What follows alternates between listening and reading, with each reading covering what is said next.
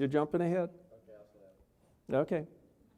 So in Matthew 24, Jesus said at the end of the age, he'd send forth the angels, they'd gather his elect. So he talked about the elect being gathered. That's at the second coming, at the end of the age. Matthew 13, he told the parable of the wheat and the tares.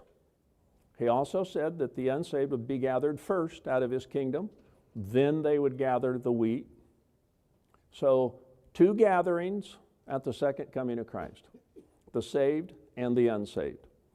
Clearly the unsaved are not not translated. They're gathered, but they're not translated because they're not going up to heaven and they're not being slain.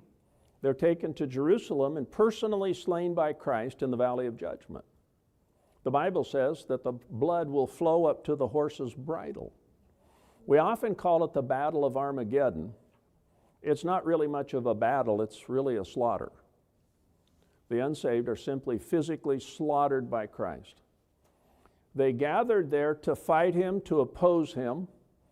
Those who weren't there but had taken the mark were committed against him. He just gathers them all together.